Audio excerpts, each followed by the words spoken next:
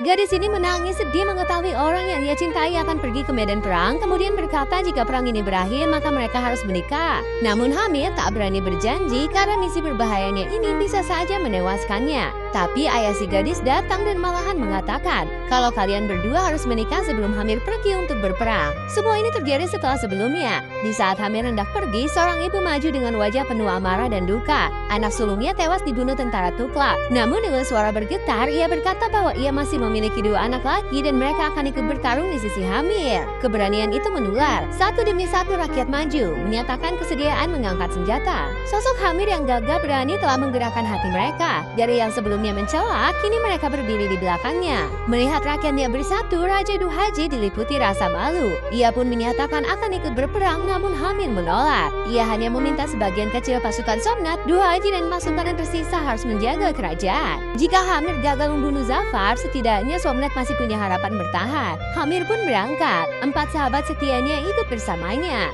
Di perbatasan hutan, langkah mereka terhenti oleh suara yang mereka kenal. Raja sengaja datang untuk menemui Hamir. Ia marah karena Hamir pergi tanpa berpamitan. Hamir sadar misinya nyaris mustahil. Ia tak ingin Raja bersedih jika ia tak pernah kembali. Namun Raja yakin Hamir akan pulang dengan selamat.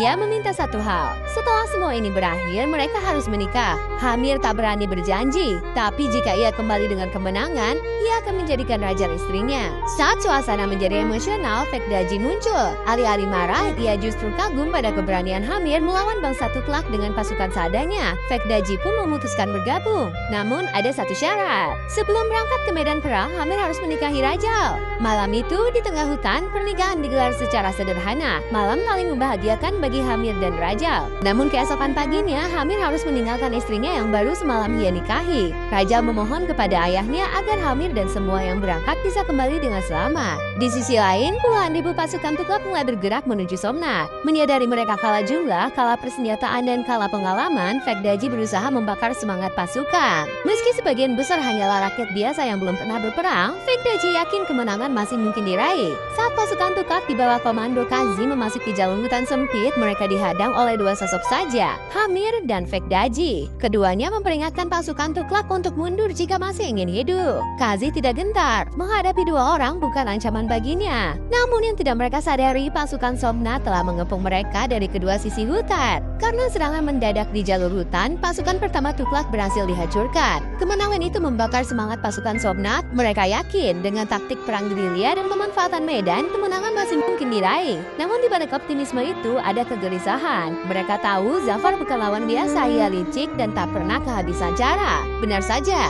Zafar